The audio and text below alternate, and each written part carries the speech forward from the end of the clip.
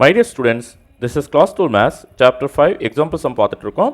example 5.20 பார்க்க போறோம்.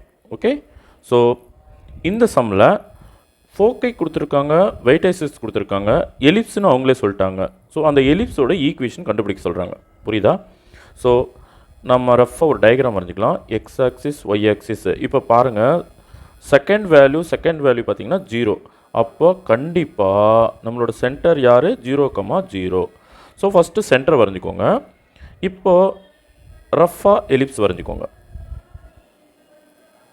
Diagram எதுக்கு வரைகிறோன்னா நமக்கு ஒரு கிளாரிட்டி கிடைக்கும், நம்ம மனசுக்கு ஒரு கிளாரிட்டி கிடைக்கிறதுக்காக தான் டயக்ராம் வரைகிறோம்.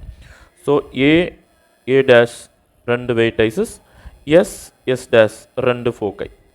ஓகே, இப்போது இது வந்து என்ன, ஃபோக்கை வந்து ப்ளஸ் ஆர் மைனஸ் 2,0. அப்போ 2,0 மைனஸ் 2,0.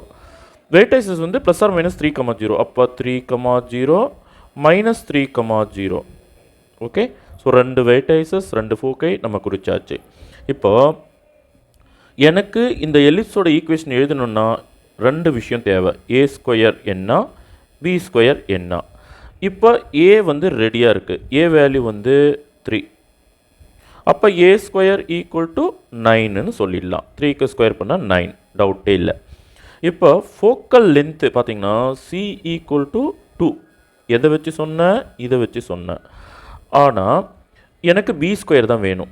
இப்போது எலிப்ஸ்ன்னு வந்த பிறகு C square equal to A square minus B square. கரெக்டா? இப்போ இந்த மைனஸ் பி ஸ்கொயரை லெஃப்ட் ஹேண்ட் சைடு கொண்டு போயிடுங்க, இந்த சி ஸ்கொயரை ரைட் ஹேண்ட் சைடு கொண்டு வந்துடுங்க. அப்போது minus B square plus B square ஆகிடும்.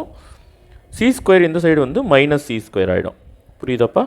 அப்போது ஏ ஸ்கொயர் வந்து 9, சி வந்து 2. அப்போ சிக்கு ஸ்கொயர் பண்ணால் 2க்கு ஸ்கொயர் பண்ணால் 4. அப்போ B square equal to 5. So எனக்கு தேவையான 2 விஷயமும் கிடைச்சிடுது. ஓகேவா? ஸோ இப்போ equation of ellipse X square by A square plus Y square by B square equal to 1. Okay, ஏன்னா மேஜர் ஆக்சிஸ் வந்து எக்ஸ் ஆக்சிஸாக இருக்கிறதுனால நம்ம இங்கே எக்ஸ் மைனஸ் 0 தான் போடணும். இங்கே ஒய் மைனஸ் 0 ஹோல் ஸ்கொயர் வரணும். அதுக்கு நம்ம X square by A square, Y square by B ஸ்கொயர்னு எழுதிடலாம். இப்போ நம்ம ஏ ஸ்கொயருக்கான வேல்யூவும் பி ஸ்கொயருக்கான வேல்யூவும் ஃபில் பண்ணிக்கலாம். எக்ஸ் ஸ்கொயர் பை ஏ ஸ்கொயருக்கு பதிலாக 9, ஒய் ஸ்கொயர் பை பி ஸ்கொயருக்கு பதிலாக 5 equal to 1. That's it. Okay, அப்புறம் இன்னொரு முக்கியமான விஷயம், எலிப்ஸ்ன்னு வந்தால் A is always greater than B. புரியுதா? Thank you students.